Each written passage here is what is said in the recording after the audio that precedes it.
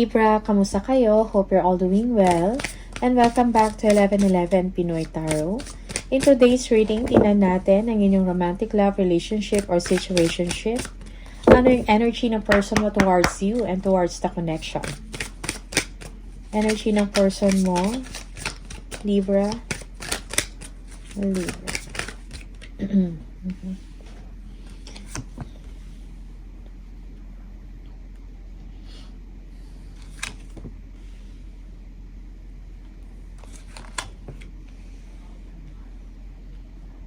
Okay. Libra, yung merong desire dito sa person mo na gusto kanyang tawagan at makausap. Siguro, like kailangan siyang i-clarify about an issue or about sa nangyayari sa inyong dalawa, sa relasyon or sa connection ninyo. This person is overwhelmed, no? Yung parang nasistress na rin siya sa nangyayari. Okay? And this is something na, alam mo yun, parang gusto niyang ma-solve or gusto niya mabigyan ng kasagutan, no, ang inyong problema or challenge sa inyong relasyon, but then parang wala siyang magawa. And this is draining for him or her, okay? This person is somehow guilty. Siguro meron din siyang share ng pagkakamali, no? Or meron din siyang mga pagkukulang, and meron din pagsisisi sa kanya, no? Siguro this person merong missed opportunity in a sense na meron naman siyang pagkakataon na itama or meron siyang pwedeng gawin para maayos yung relationship, pero hindi siya nag-take ng initiative, no? Because of pride, no? Yeah, kaya that's why merong regret din dito sa part niya. Okay? Tingnan natin from the tarot. Libra. I didn't act when I should have. Okay. Yeah, somehow merong pagsisisi or regret sa person. Okay. This person really loves you, Libra, no? Pero hindi lang siya din ganun ka-expressive, no? Malalim ang pagmamahal niya sa inyo. He or she is understanding, compassionate, no, towards you. Okay? Para sa kanya, you are a wish come true, no? Mayroong emotional fulfillment siyang nararamdaman pag nandiyan ka, okay? Parang ikaw ay nagkukumpleto sa kanya at nagpapasaya. Nagbibigay ng inspiration, okay? But this person feels na parang hindi siya na-appreciate, okay? Or maybe you are falling out, na-fall out of love ka sa kanya, Libra. Okay, maybe you are the kind of person, Libra, na parang independent, no? Parang may sarili kayong, parang hindi kanya na-estima, alright? Parang hindi niya alam kung anong tumatakbo sa isip mo because you are someone here na parang independent, no? You're not showing, you're not showing emotions, something like that. Okay, that's why this person also feels na unappreciated siya. And this is something na mabigat para sa person mo, no? Yeah. Okay. Parang feeling niya yung burden na sa kanya, nahihirapan siya. Nahihirapan siya about the situation, no? About sa relasyon ninyo. Okay? But anong magawa niya? Mahal ka ng person na to, hindi niya madedeny yan.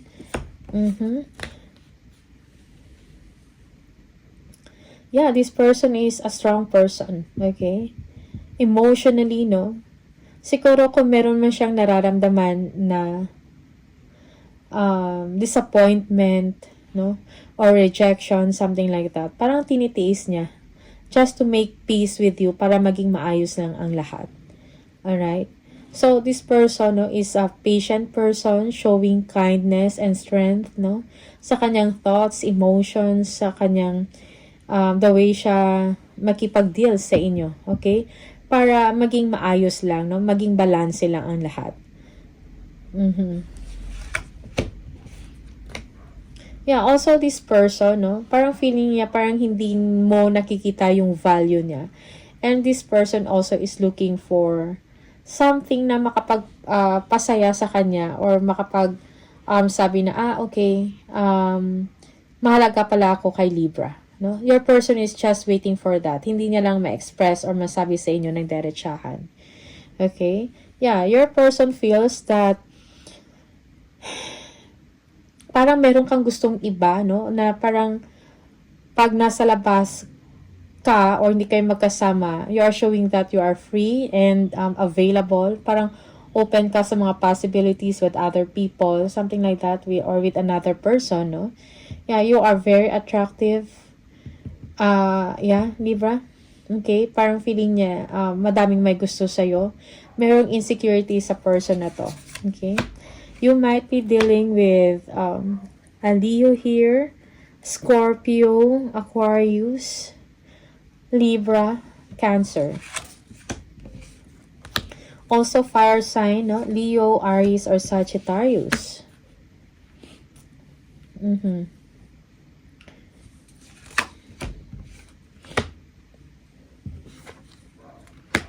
Yeah. That person feels that you are not taking initiative, no? Or hindi ka gumagawa ng paraan para magkaayos kayo. Nag-aantay yung person na to at to the point na parang iniisip niya na kung ano-ano, no? Yeah. Parang feeling niya, you're not that interested sa kanya, Libra. Okay? And yet, this person is showing strength. Parang mayroon siyang inaantay from you. Okay? Your person also is undecided or hindi din siya makagawa ng choice. Siguro nahirapan din siya and siguro thinking about separation, but siguro this person is attached, no, sa inyo. Hindi siya makapag-detach, kumbaga. Your person is hoping na siguro kung meron kang mga puntahan or meron kang may mga events, something like that, he or she is gusto niya rin siguro na ma-involve siya or gusto niya rin na isama mo siya, something like that. But you are showing that you're not, no? Yeah, maybe you are a kind of person, Leo, Libra, na parang sporty.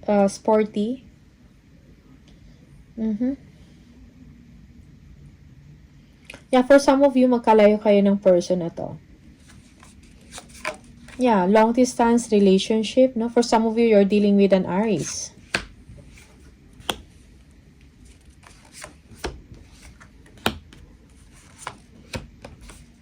Yeah. This person is hoping, no? Siguro thinking about commitment, no? A deeper level of relationship or commitment sa inyong dalawa. Hoping and wishing na siguro kayo forever or magkakaroon kayo ng family because this person loves you very much, Libra. Okay?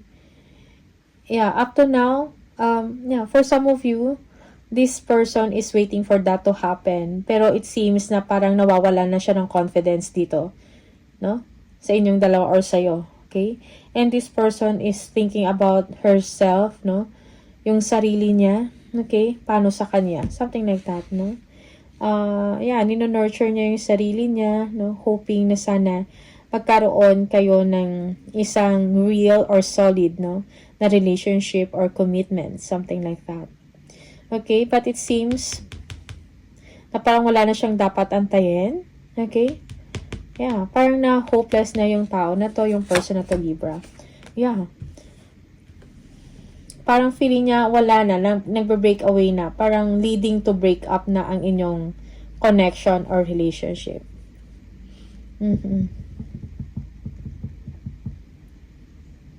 Yeah, merong separation dito. Maybe this is you, Libra, also, no? Thinking about separation because of the distance. You cannot share the love, physical love, something like that, because magkalayo kayo. Okay? Yeah, that's for some of you. Just take what resonates for you and leave the rest kung hindi para sa'yo.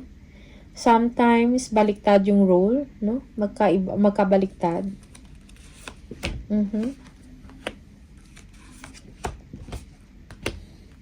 Yeah, this person, you might be dealing with someone na very intuitive, no?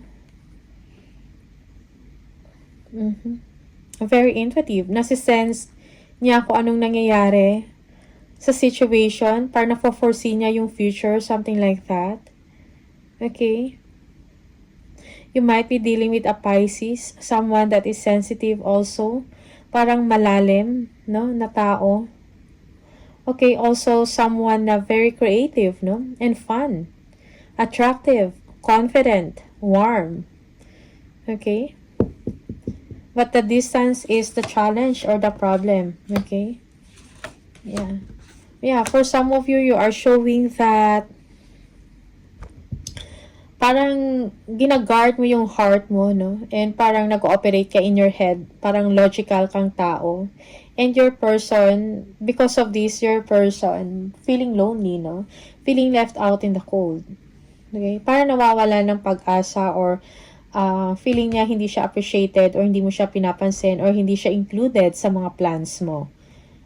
Yeah, Libra.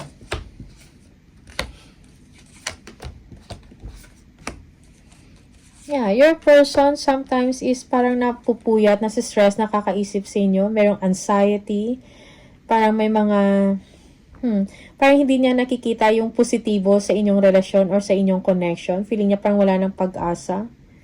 Okay? Yeah, your person is being independent, no? Yeah. Parang nurture niya yung sarili niya, no? Gumagawa ng paraan for his or her development. Something like that. Yeah. Also, maybe your person is asking for advice, no? Or yung person na to is consistent naman siya, no? Parang, yeah, consistent siya sa inyong dalawa sa mga communication niya. Something like that. Nagpapakita na you are important to him or her. But it seems na yung effort na yun is not reciprocated, no? Yeah. Parang nababaliwala yung effort niya. Okay? Yeah, for some of you, may third party involved here.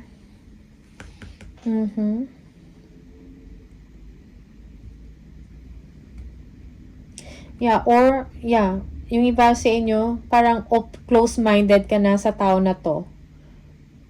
Or you're not, parang you don't care anymore. Parang ganon, Libra. Okay? That's for some of you. Yeah, yung iba sa inyo, your person feels lonely or unappreciated because siguro nagsisend siya ng mga messages sa inyo or calls pero hindi mo pinapansin. Okay?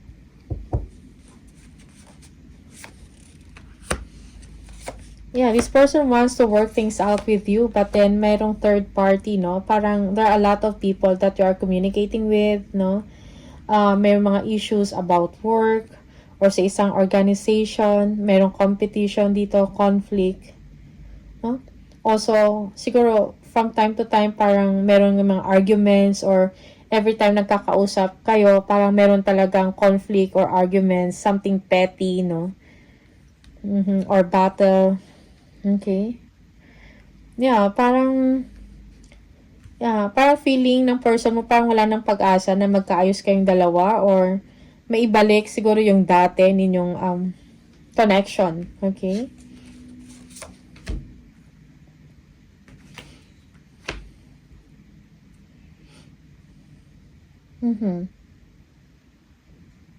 Yeah, for some of you, you are too busy, no, with other people sa mga accomplishments mo sa trabaho mo. No, and napapag-iwanan yung person mo na to. This person is feeling empty, bored, or meron siya mga missed opportunity dito sa inyo, Libra. Okay? Yeah, merong insecurities also. Merong insecurities sa energy na to. Also, for some of you, Libra, yeah, third party, maybe kasama mo sa trabaho, a colleague. Okay? Merong issues dyan. Merong problema. And this person is affected. Parang hindi niya alam kung ano yung tunay na nangyayari sa inyo, Libra. Okay? That is for some of you.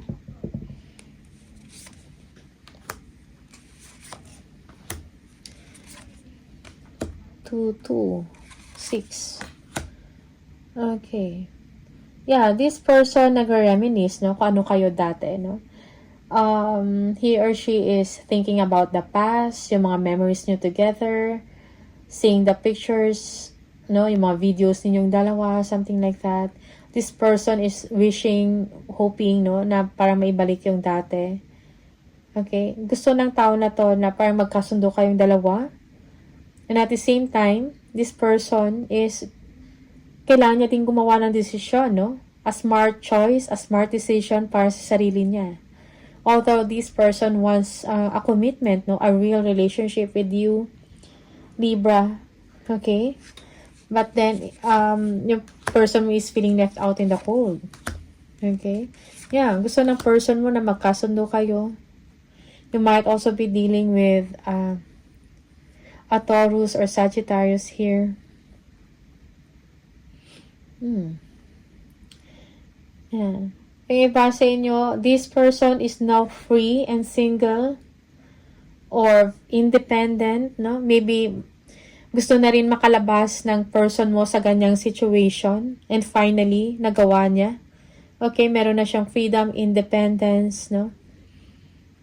It's like, no, parang marunong siyang magdala sa sarili niya, no? Calmness. Okay? And merong ending sa relationship na to for some of you. Okay? And maybe this person is now single, no? Financially stable and secure, independent, financially independent. Okay? A strong person, a hardworking person. Yeah, parang maraming dating na ipundar yung tao na to. Okay, yeah. But sometimes this person, no, naalala ka at hindi ka rin niya makakalimutan. But this person is recovering from heartaches or disappointments or jealousy. Something like that. Okay. Yeah, you might be dealing with a Leo here, a Gemini or Virgo. Yeah, your person is walking away. This person is happy, no? Yeah. Manifesting kung ano yung pangarap niya, no? Sa sarili niya. Manifesting his or her dreams. Making things happen para sa sarili niya. And there is so much joy, independence, abundance for this person. Because maybe this person has walked away, no? Or have walked away from a toxic situation, no? Or connection with you, Libra. Okay? That's for some of you.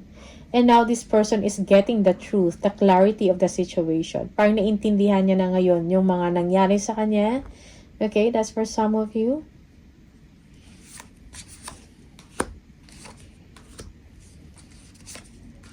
Yeah, sometimes naalala ka ng person na to, siguro merong sadness din dito, but then no, this person is keeping his or her energy, no? Parang, yeah, merong communication, gusto niya mag-communicate sa'yo, but then parang pipiliin niya na wag na lang, okay? Yeah, 6 of Pentacles, no? Yeah, may mga unsettled or may mga kailangan pag-usapan for some of you. Unsettled business, something unfinished business dito. Okay? Yeah, for some of you, this person mayroong regrets. Yeah, regrets about the relationship, no? Sa mga hurts, disappointments, something like that. Parang naiisip niya, no? Okay? And kung man yung nangyari, this makes the person stronger. Okay? And independent. Yeah. For some of you, merong deception, lies, and dishonesty in the situation. Okay? Maybe this person is stalking, spying, or getting information about you.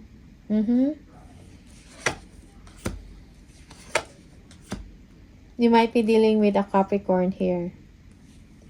Yeah, it's like, parang attached ka sa tao na to, no? In a spiritual level, something like that.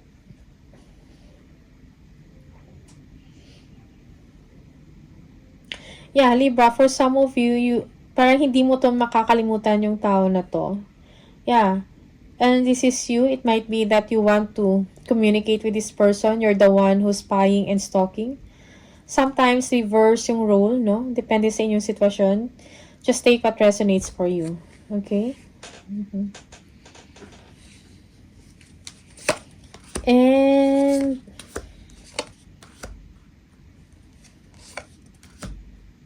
yeah. There is a new beginning for this person, no? For some of you, merong level up dito ng kanyang yeah, sa kondisyon or sa status ng buhay ng person mo. Okay? Maybe for some of you, Libra, you're thinking about communicating with this person and parang gusto mong bumalik or it's the other way around. Okay?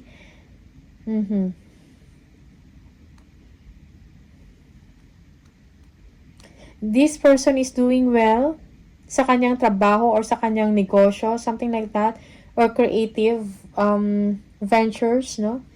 Merong success, growth when it comes sa finances and yeah, maybe sa trabaho, no, ng person ninyo. Okay?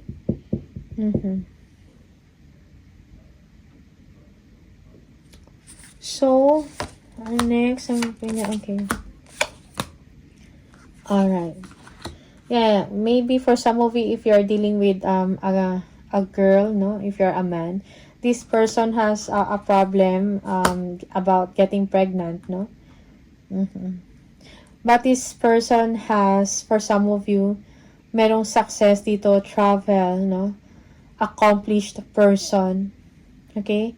If this person is in another relationship, no, masaya siya sa kanyang relasyon, merong completeness dito sa part niya. Okay? Yeah, merong abundance and prosperity. Okay? That's for some of you, Libra. This person is driven. It's like parang alam na ng tao na to how to handle a situation. Nababalansin niya kung anong tama at mali. Okay? At nabibigyan ng solusyon kung anong man yung naging problema, no? Sa kanya or sa inyong sa kanyang relationship. Okay? Yeah. For you, Libra, tingnan natin. Yeah. For some of you, you might be in another relationship or you're happy right now emotionally. Yeah, you are growing, no? Your finances, your money. If you are in a relationship, you are maayos ang inyong relasyon. You are growing it, nurturing, no? Yeah, that's for some of you.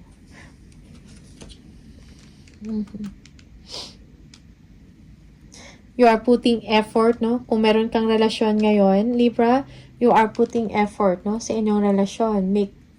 Para mag-grow yon. Alright? You are working towards your goal, no? Maybe kung meron kayong mga couple goals, no? Mga financial goals, no? You are growing it, you are nurturing it, no? Because you want to achieve it. Alright? Tingnan natin. Additional message for Libra.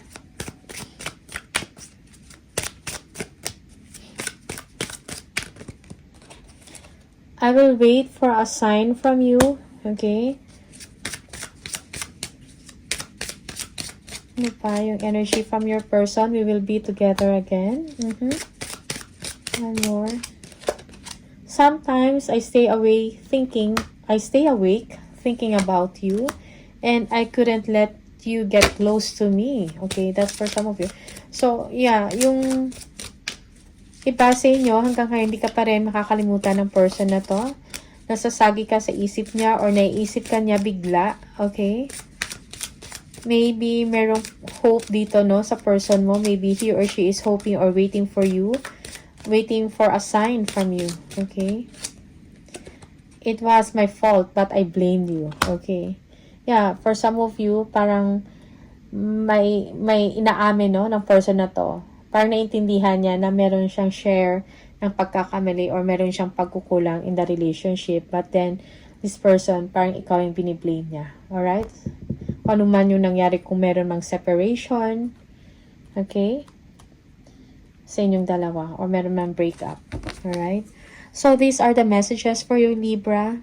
All the best sa inyong mga relasyon. Okay? And see you on the next video. Bye!